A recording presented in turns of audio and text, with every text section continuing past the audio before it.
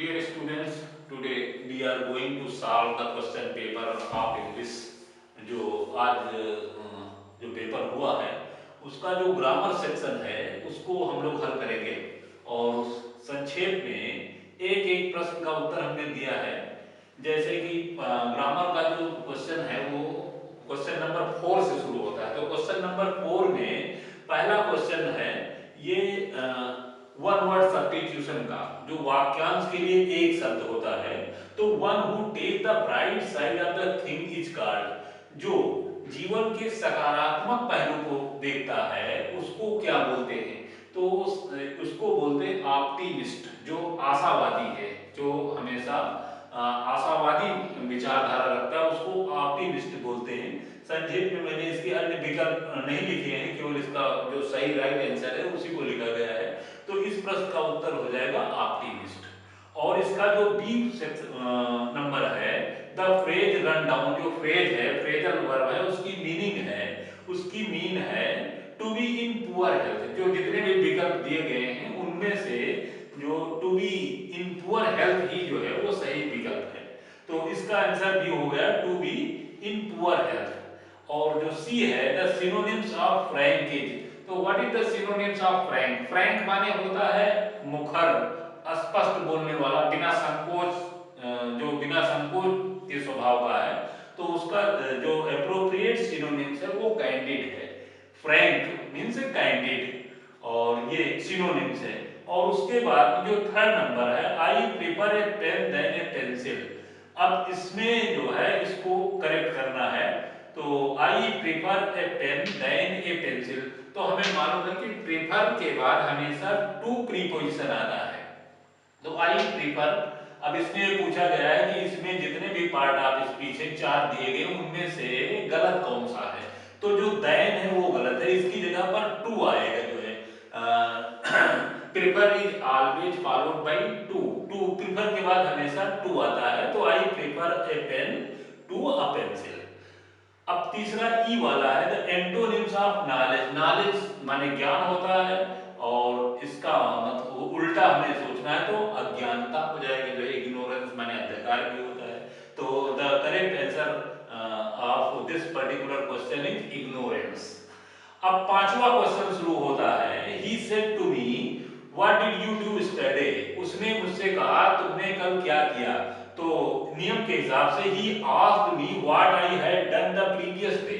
He said to me question word है तो ही asked मी हो गया, ही आस्क्ड मी, और ये व्हाट से शुरू हो गया तो व्हाट रिलेटिव प्रोनाउन हो गया, उसके बाद सब्जेक्ट आ गया, उसके बाद नियम के अनुसार पास्ट इंडेफिनिट को हमने पास्ट परफेक्ट टेंस में बदल दिया और यस्टरडे को द प्रीवियस डे कर दिया जो है। तो राइट आंसर हो गया ही asked me what I had done the previous day. ये अच्छा, किसी ने इसको किया होगा, किसी ने इसको किया होगा। He said to his friend good morning how are you.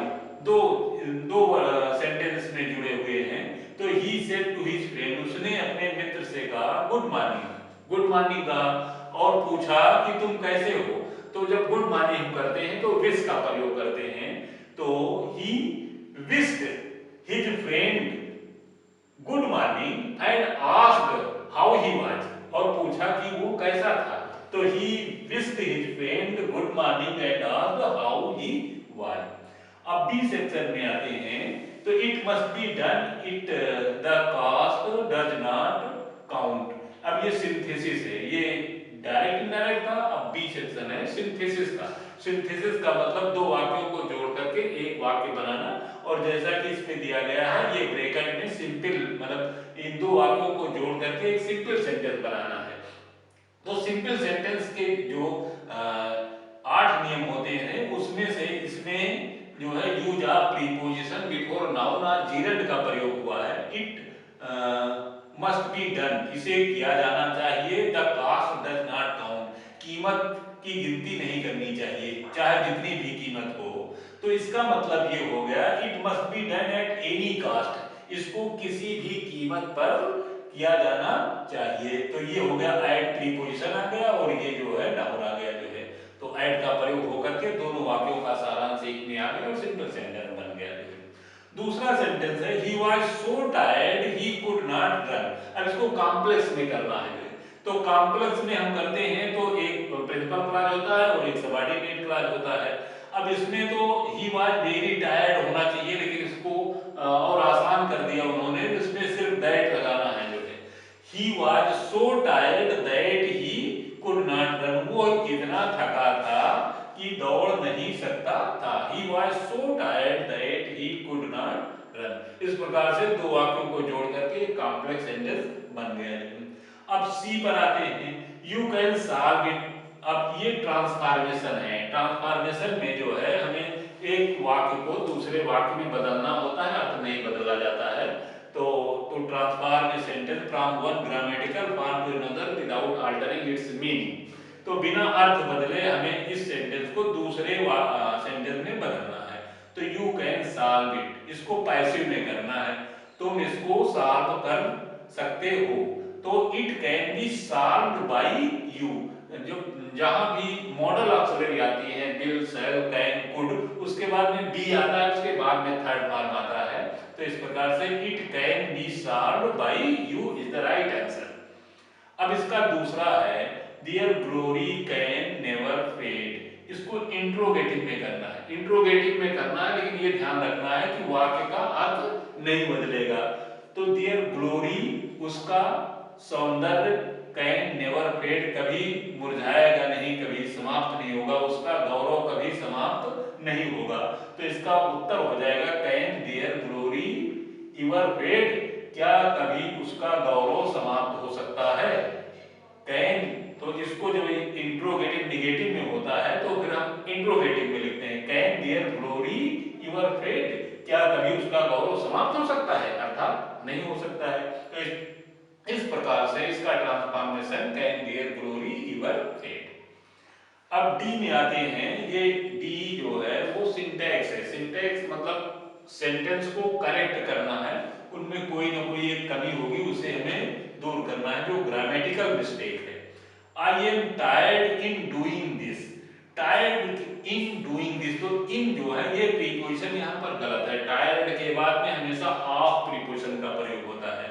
तो I am tired of doing this, तो ये इन की जगह पर यहाँ पर ऑफ हो जाएगा जो है। अब दूसरा सेंटेंस है, death is preferable than dishonour. Death is preferable than dishonour, असम्मान या अपमान से बेहतर है मृत्यु। तो अभी प्रेफरेबल और यहाँ ऊपर भी प्रेफर आया है कहीं पर जो है, तो ये प्रेफर, इसके बाद टू लगा है, बिल्कुल वही चीज है, प्रेफर के बाद टू।